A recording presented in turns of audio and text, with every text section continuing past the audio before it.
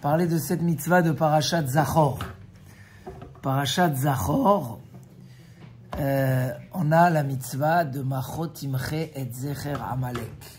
La Torah nous demande d'exterminer le souvenir de Amalek. Rishit Goïm Amalek, Ve'acharito Ade Oved. Amalek, c'est la source de tout le mal dans le monde. Rishit, c'est pas juste premier, c'est la racine de toutes les nations. Et donc, c'est lui qui entraîne le mal dans le monde. Quand on comprend aujourd'hui c'est quoi le mal, et on voit un petit peu des gens d'une cruauté incroyable et nos limites, et tout ça c'est Amalek. Donc Kadosh Baruch Hu savait qu'il valait mieux que notre tikkun, c'était quand on va enlever Amalek, ce mensonge, ce mal profond, alors la Géoula pourrait venir. Et même quand on crie à voix haute, Amen Yeshemé Rabba, tout celui qui me dit Amen Yeshemé Rabba de toutes ses forces, de toute sa kavana, alors on lui enlève tous les décrets parce qu'il a tout dans Amen Yeshemé Rabba, on est mechaven que justement le nom d'Hachem soit dévoilé dans le monde. Mevarach, comment En akise shalem achei mache zarosh el Amalek. Le trône céleste peut être complet dès que ce mal a été enlevé du monde. Donc c'est le tikkun de tous les années où Shaoul a fait l'erreur d'avoir pitié du troupeau et qu'à cause de ça, s'est reproduit à Amalek par Agag qui a fait la sorcellerie et qui s'est caché et qui est devenu comme une bête. Et à travers ça, et c'est pour ça que Mordechai répond dur à Esther et lui dit attention, Imacharesh tacharishi ba'et azot. Si tu te tais maintenant, tu ne vas pas te mettre en danger pour sauver ton peuple. Alors, tu vas, toi et tes parents, vous allez perdre votre mission parce que tu n'auras pas réparé la faute de Shaoul, ton grand-père, qui n'a pas fait la Mechiat à Amalek. Et donc, tu dois miyodea imleet kazot igat la malchut. Qui ne sait si c'est pas la raison que tu es arrivé là-bas, qu'une tzadékette comme ça soit prise. Il y a beaucoup qui sont préoccupés par ce sujet. Comment une tzadékette comme ça, elle a retrouvé sa place avec un goy et dans le palais du roi. Mais c'était une mission dans Mechiat Amalek et dans le sauvetage du clan Israël des mains de Amalek et de Haman. Et elle a bien fait avec succès. Mais Mordechai était très rigoureux là-dessus. Donc, comme on a dit l'autre jour, même si nous aujourd'hui on ne peut pas effacer, mais Hachem, Akadosh Baruch Hu, il dit, toi tu lis en bas et moi j'efface en haut. Akadosh Baruch Hu, il affaiblit à travers ça. Donc on a la mitzvah de Zachor.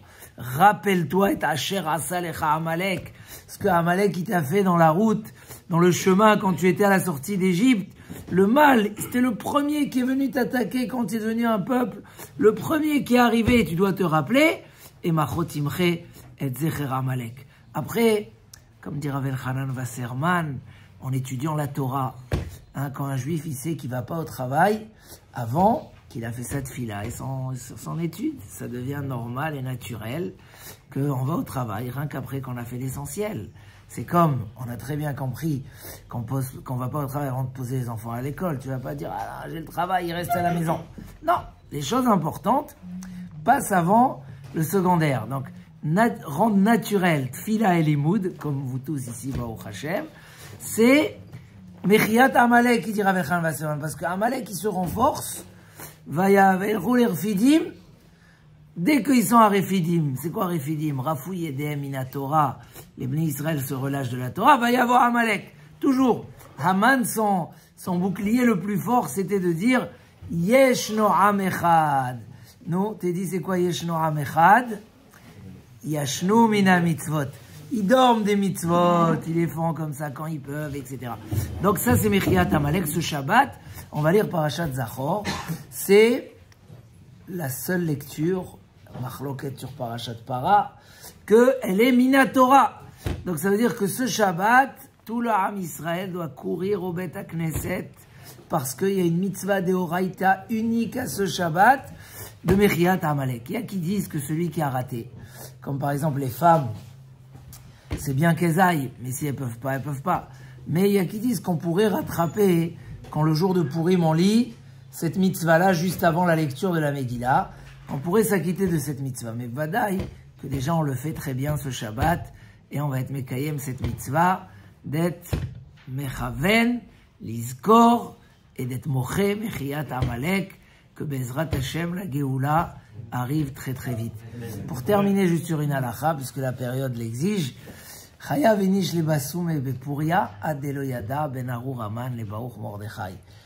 Il pose ici la question, jusqu'à combien on a l'obligation de boire du vin à Purim? Qu'est-ce que tu dis? Du vin ou de l'alcool? De base, c'est du vin. Après, on peut... Alors, jusqu'à combien? Alors, il y a un Rosh Yeshiva cette semaine qui a parlé en Eretz Israël qui a dit que de se saouler totalement, c'est Chilul Hashem. C'est Chilul Hashem. Comme ça, il a parlé à ses élèves, mamash, en public, et ça a été mis sur les...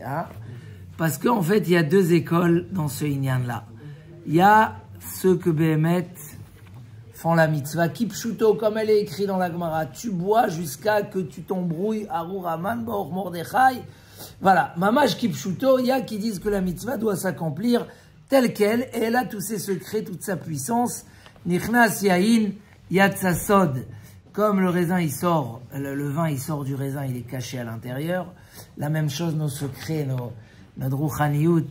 Alors, il faut le faire kipshuto. Et il y a d'autres qui disent, non, il faut faire comme le Rama, et comme ça a l'air de tendre et de pousser le Mishnah Broura. Le Rama, il dit, tu bois plus que ton habitude et tu vas te reposer un peu à Deloyada. Ça veut dire se dépasser un petit peu plus que d'habitude et d'une manière à ce que, voilà. Alors, il y a beaucoup qui pensent que c'est comme ça, qu'il faut boire plus que d'habitude, être des simcha particulièrement, mais pas dépasser le cap à tel point de rater Mincha Arvit et de rater la simcha de Purim et peut-être des fois la faire rater aux autres. Donc, voilà.